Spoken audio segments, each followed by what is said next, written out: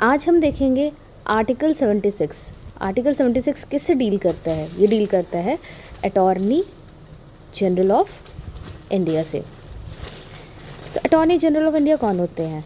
ये highest law officer या legal officer होते हैं एक कंट्री में। इंडिया के ये हाईएस्ट लीगल ऑफिसर हैं।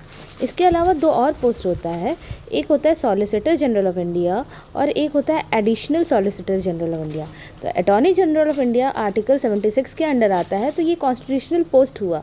लेकिन सॉलिसिटर जनरल और एडिशनल सॉलिसिटर जनरल की व्यवस्था तो है इंडिया में, लेकिन ये कॉन्स्टिट्यूशनल पोस्ट नहीं है। इसके अलावा आपको ये याद रखना है कि attorney general of India central cabinet के मेंबर नहीं होते हैं, ना ही ये फुल टाइम काउंसिल होते हैं फॉर गवर्नमेंट के भी काउंसिल के फुल टाइम मेंबर नहीं होंगे, ना ही ये गवर्नमेंट सर्वेंट्स की कैटेगरी में आएंगे। ठीक है, लेकिन अब हमें इसके अलावा यहाँ पर ये ध्यान रखना है कि जो लीगल हाईएस्ट लॉ ऑफिसर हैं, तो क्या ये प्राइवेट प्रैक्टिस कर सकते हैं?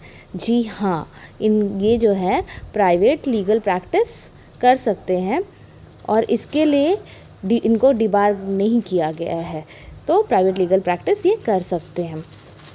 इनका टर्म जो है ये फिक्स नहीं होता है, हमारे संविधान में कहीं पर भी मेंशन नहीं है कि इनका टर्म क्या है क्या नहीं है, कोई टर्म फिक्स नहीं हुआ है।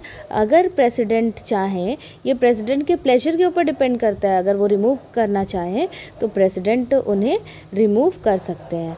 हालांकि जब इनको रिज़ाइन करना होता है, ये तब रिज़ाइन कर लेते हैं जब गवर्नमेंट रिज़ाइन करती है या रिप्लेस हो जाती है, क्योंकि ये गवर्नमेंट के ही एडवाइस पे रिज़ाइन कर अपॉइंट होते हैं। ठीक है, अब आगे चलते हैं।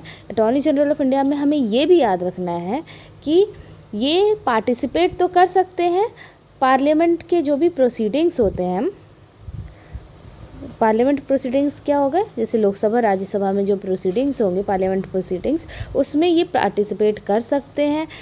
ये मेंबर भी हो सकते हैं लोकसभा के, या आप कह लें कि पार्लियामेंट्री जो है कमेटी के मेंबर भी रह सकते हैं, और ये स्पीक भी कर सकते हैं लोकसभा में, ये बोल भी सकते हैं। बस ये वोट नहीं कर सकते लोकसभा में, यानी इनको राइट टू वोट का अधिकार नहीं प्राप्त है पार्लियामेंट के अंडर। तो ये पार्लियामेंट्री प्रोसीडिंग्स में पार्टिसिपेट कर सकते हैं, पार्लियामेंट्री कमेटी के मेंबर हो सकते हैं, स्पीक कर सकते हैं पार्लियामेंट में, लेकिन ये वोट नहीं कर सकते हैं।